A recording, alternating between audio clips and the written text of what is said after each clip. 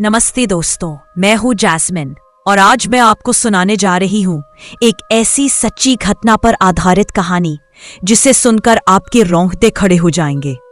ये बात है उत्तर प्रदेश के एक छोटे से गांव बसाईपुर की।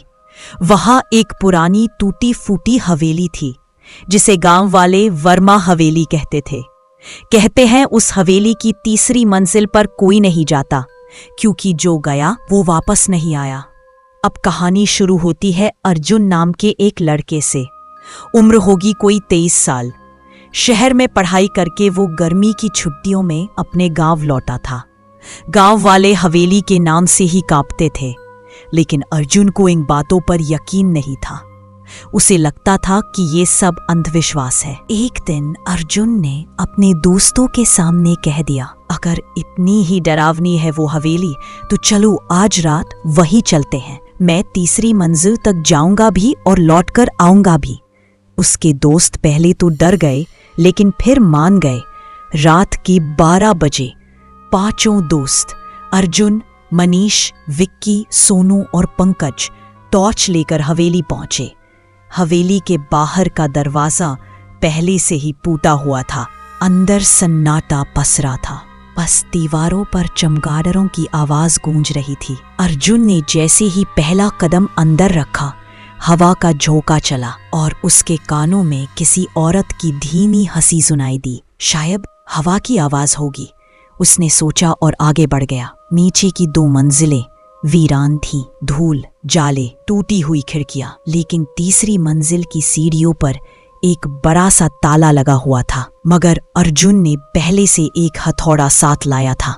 उसने ताला तोड़ दिया और जैसे ही वो तीसरी मंजिल पर पहुंचा, उसके दोस्तों की टॉर्च अचानक बंद हो गई। अंधेरे में अर्जुन की आवाज आई, अरे यार कोई टॉर्च चलाओ। लेकिन कोई जवाब नहीं आया। फिर अचानक सबने देखा, सीढ़ियों से सफेद साड़ी पहने एक औरत उतर रही थी। उसका चेहरा साफ नहीं दिख रहा था, बस उसके पैर उड़ते थे। सोनू तो डर के मारे भाग गया। अर्जुन वहीं खड़ा रहा। तभी उस औरत ने कहा, तू मुझे देखने आया है, अब देखते रहो हमेशा के लिए। और अगले ही पल हवेली की खिड़की से जोर की चीख आई। अर्जुन नीचे गिर चुका था। जब गांव वाले सुबह पहुंचे तो हवेली के नीचे अर्जुन की लाश पड़ी थी। आंखें खुली थी, जैसे मरते वक्त उसने कुछ ऐसा देखा था जिसे भुलाया नहीं जा सकता। पुलिस ने जब रिपोर्ट बनाई तो तीसरी मंजिल का दरवाजा फिर से बंद मिला